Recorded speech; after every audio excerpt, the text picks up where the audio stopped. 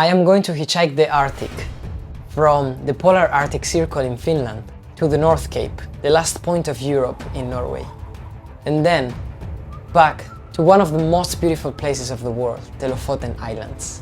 For 1 month, I'm going to live committing myself to 3 simple rules. I can only spend my money on helping others, eating, and sharing with others. I have to ask every day for a place to stay and trust the universe to bring me all what I need. Why to get into such a crazy adventure? Because I want to put my faith into trial.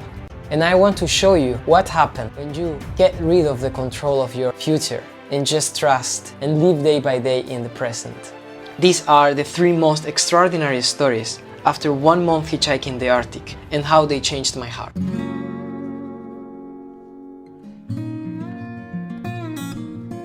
It is autumn, a few weeks before the snow. I get a ride over the polar Arctic Circle with an old Sami lady who drives me through different Arctic landscapes, showing me different fruits to eat in the wild and telling me stories of the Sami culture. The Samis are the last indigenous people in Europe, who used to live nomad in the Arctic tundra or in the Arctic forests. In the deep winter, the temperature drops to -40 degrees, and Sami people used to build tents out of reindeer hair and make fire to keep them warm. After the lovely cultural walk, the old Sami lady puts me back on the road, and I try to get a ride, but it's getting darker, and after a few hours I decide to search for a place to stay. So I go door by door asking for hospitality. 2 houses open their doors, and they give me something that I really needed. Woolen socks, 20 euros, and warm isolation to camp. Then I decide to get into the forest, under the endless sky. I hear wolves howling in the distance, but I decide not to worry and enjoy the miracle of the sky. When I enter my tent, I feel a lot of fear. And literally now I was listening to some animal out of my tent, but I really don't want to see what it is.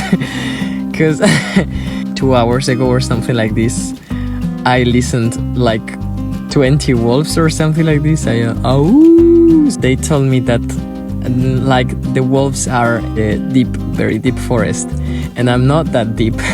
So it should be alright. Right now I'm listening animals out of my tent, so yeah.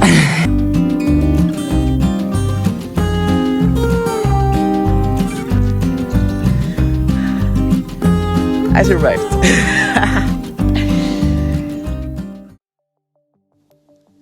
Norway. It's almost winter. In the last 15 days, I only had to sleep once in the wild. The rest of the days, I found hospitality with different people in different places. Now it's going to be more difficult. My goal is to reach the last place in the north of Europe, the North Cape. To get there, I need to hitchhike on a road where cars pass with a frequency of 2 cars per hour. Luckily, as it starts to get dark, I find an open survival cabin in the forest where I can shelter from the rain and light a fire to warm myself up. When I wake up, I find myself in a big storm. I get to find a shelter in a petrol station to dry my clothes out. I can only wait for 10 minutes under the rain. But without thinking more, I go out of the petrol station, put a smile on my face, and then after 5 minutes, a French girl stops with her van and picks me up. The biggest miracle is that Johanna is going all the way to the North Cape, 300 kilometers north. Also, the storm stopped for a few hours, and Johanna recorded the incredible landscape with her drone. We drove through some of the most beautiful roads of my life, singing and becoming friends. After we know each other, Johanna invites me to sleep in her caravan. Tonight, the storm at the North Cape will be even worse than this morning. When we are arriving, it looks totally as we are driving to the end of the world. We cannot see anything. When we arrive at the parking, we are surprised to find that we are alone. Nobody was crazy enough to sleep in the North Cape today with the big storm that is coming. This means that Johanna was my only chance to make it to the North Cape today, and my only chance to literally sleep at the end of the world. We cannot go out to pee during the whole night because the storm would destroy the whole van. In fact, it feels like we are sleeping on a boat. The wind is 70 kilometers per hour. The next day, we only need to walk 100 meters on foot to touch the North Cape.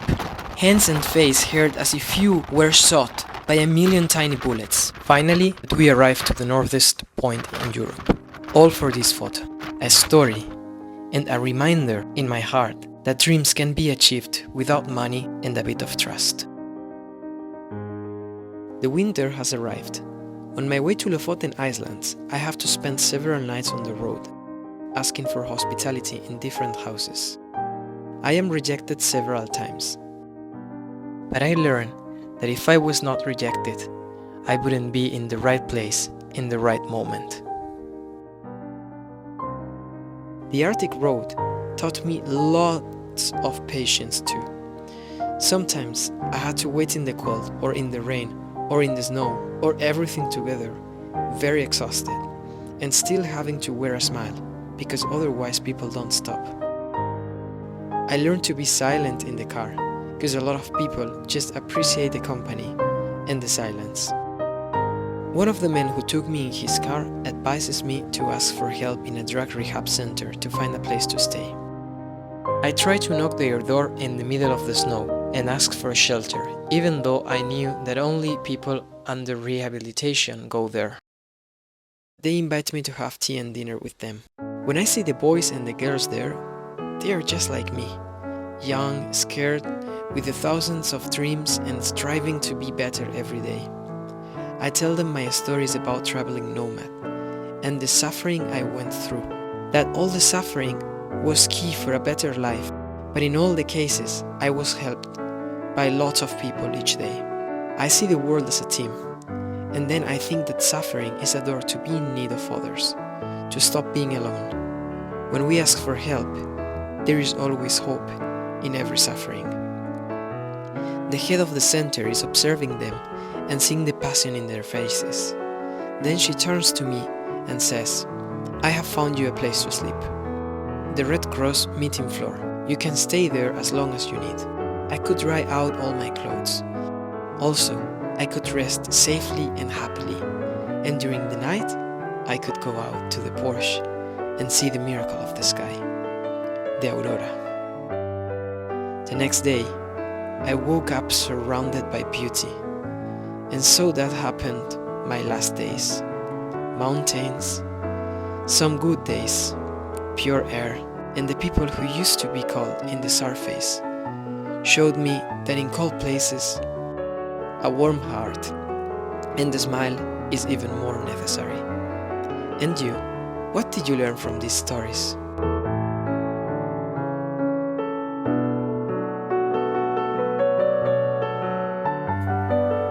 Hey friend, this is Nacho. I'm talking to you from Turkey on my way to writing more stories. If you would like to support my work, I would really appreciate if you can subscribe to my channel.